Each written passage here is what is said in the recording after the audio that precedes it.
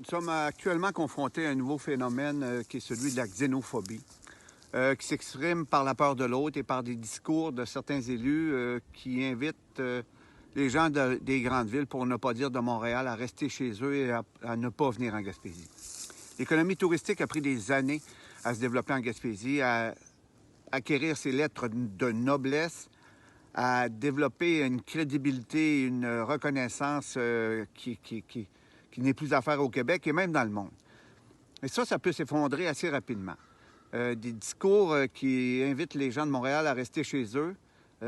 peuvent être très mal interprétés par ces derniers et même faire en sorte que les effets collatéraux de la crise sanitaire peuvent durer des années de par les discours répulsifs qui sont tenus actuellement face à des gens des villes. L'industrie touristique doit innover, doit s'adapter et proposer des solutions avec les plus hauts critères de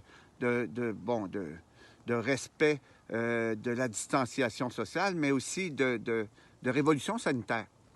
Donc, un des premiers secteurs d'activité économique qui doit faire sa révolution sanitaire en appliquant les normes de plus haut niveau est le secteur touristique. Donc, au lieu de dire aux gens des villes de rester chez eux,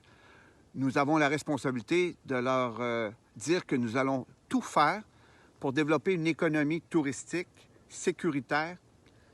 qui va rassurer les résidents de la Gaspésie, mais aussi ceux et celles qui voudraient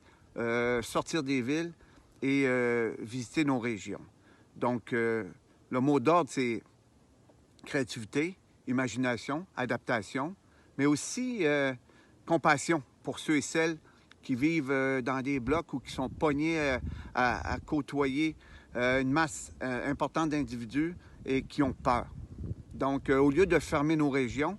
nous avons la responsabilité de nous adapter et de permettre peut-être à des gens des villes, et là on ne parle pas d'un tourisme de masse, mais de pouvoir, avec des critères très sévères, venir vivre l'expérience des espaces, l'expérience de la découverte de la nature,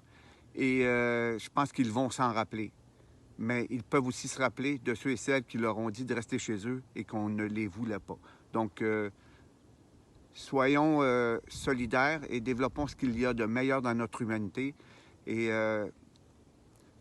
essayons de partager cet environnement fabuleux avec d'autres gens qui en ont vraiment besoin actuellement.